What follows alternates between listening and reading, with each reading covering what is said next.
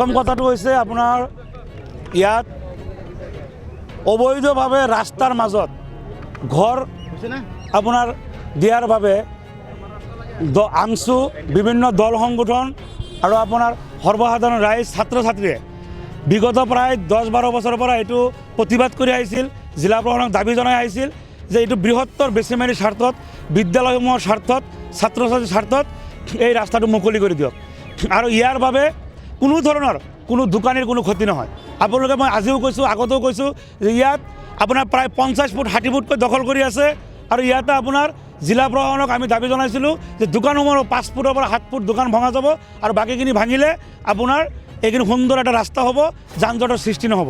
আপোনালোকে জানে যে বেচিমাৰী বজাৰখন উত্তৰ পূৰ্বাঞ্চলৰ ভিতৰত শাক পাচলি ক্ষেত্ৰৰ অন্যতম বজাৰ আৰু এই বজাৰখনৰ দায়িত্ব সকলোৰে আছে আৰু সেই হিচাপেই আমি আগবাঢ়ি আহিছিলোঁ আমছুৱে।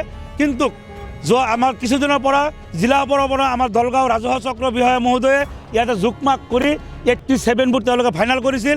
পৰৱৰ্তী সময়ত 80 ফুট, লাষ্ট আপোনালোকে 3 দিন আগত যোৱা সোমবাৰে আহি তেওঁলোকে 70 ফুট ফাইনেল কৰি আমাক জনাই দিছিল যে আৰু ইয়াত কোনো আপোনালোকে দাবী কৰিব নালাগে, আপত্তি কৰিব নালাগে, আমি 70 ফুট কৰিছোঁ আৰু 70 ফুট ভাঙিলে আপোনাৰ ৰাস্তাখন ভাল হৈ যায়।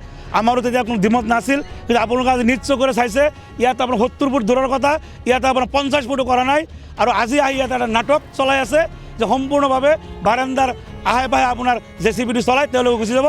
ৰাইজৰ যি সমস্যা, ছাত্ৰ ছাত্ৰীৰ যি সমস্যা, এই সমস্যা কেতিয়াও সমাধান নহয় আৰু ৰাইজৰ যি দাবী আছিল এই দাবীটো আপোনাৰ পূৰণ নহ'ল। জিলা প্ৰশাসনে দলগাঁও আপোনাৰ চক্ৰবিষয়া মহোদয়ে সম্পূৰ্ণ এটা নাটক কৰি আপোনাৰ উচ্ছেদৰ নামত তেওঁলোকে মানে এইটো এটা আপোনাৰ ৰাস্তাটো চাফা কৰি গৈ আছে। গতিকে সেই ৰাস্তাখন চাফা কৰিবলৈ আমাৰ উচ্ছেদ জিলা প্ৰশাসন দৰকাৰ নাছিল। সেইখিনি আমি সৰ্বসাধাৰণ ৰাইজেই আমি এই কামখিনি আমি বা দোকানীসকলকো আমি অনুৰোধ কৰি তেওঁলোকে নিজেই এইখিনি কৰি দিলে হয়। গতিকে আমি ধিক্কাৰ জনাইছোঁ জিলা আমছুৰ ফালৰ পৰা যে তেওঁলোকে আজি এইখিনি কৰিব নালাগিছিল। ৰাইজৰ ছাত্ৰ ছাত্ৰীৰ দাবী যি সমস্যা, এই সমস্যাটো বুজিব লাগিছিল। আপোনালোকে জানে যে আপোনাৰ উচ্ছেদৰ ক্ষেত্ৰত বিভিন্ন সময়ত আপোনাৰ কিন্তু ঘৰ বাৰী ভাঙি দিয়া ৰেকৰ্ড আছে, কিন্তু আৰু ইয়াতে ৰাস্তা বন্ধ কৰি দিছে, সেইখিনি উচ্ছেদ কৰিবলৈ জিলা প্ৰশাসনে টান পাইছে। গতিকে ইয়াৰ ৰহস্য কি আমি হয়তো সৰ্বসাধাৰণ ৰাইজ বা আপোনালোকে সাংবাদিক বন্ধুসকলে আপোনালোকে বুজি পাইছে যে কিহৰ কাৰণে এইটো নাটক চলিছে। আৰু এটা কথা দেখা পাইছোঁ যে কিছুমান দোকানীয়ে বিশেষকৈ মোৰ বিৰুদ্ধে আপোনাৰ পইচা দাবী কৰা এটা আপোনাৰ তেওঁলোকে আমি সামাজিক মাধ্যমত দেখা পাই তেওঁলোকে ষ্টেটমেণ্ট দিছে। মই স্পষ্ট কৰিছোঁ আপোনালোকৰ মাধ্যমেৰে যে পইচাত যদি মেনেজ হ'লে হয়, কোটি টকা মই লেনদেন কৰিব পাৰিলোঁ হয়, কিন্তু মই একমাত্ৰ মই ছাত্ৰ ছাত্ৰীৰ কাৰণে, ৰাইজৰ স্বাৰ্থৰ কাৰণে, বেচিমাৰী বজাৰত কৰাৰ কাৰণে মই ইয়াত কোনো ধৰণৰ কম্প্ৰমাইজ কৰা নকৰে আজি ইয়াতে তেওঁলোকে উচ্ছেদ কৰিব বাধ্য হৈছে। কিন্তু উচ্ছেদটো নহ'ল, ইয়াৰ বাবে আমি ৰাইজ দল সংগঠন আমি দুখ পাইছোঁ আৰু ইয়াৰ বিৰুদ্ধে আমি যিমান দূৰ যাব লাগে আমি মাননীয় মুখ্যমন্ত্ৰী ডাঙৰীয়া আপোনালোকৰ মাধ্যমত কৈছোঁ আৰু আমি মুখ্যমন্ত্ৰী ডাঙৰীয়াক এই বিষয়টো ৰক্ষা কৰাৰ কাৰণে চেষ্টা কৰিম আৰু তাৰ পিছত যদি নহয় আমি কিন্তু এইটো কোৰ্টলৈ লৈ যোৱাৰ কাৰণে ব্যৱস্থা কৰিম।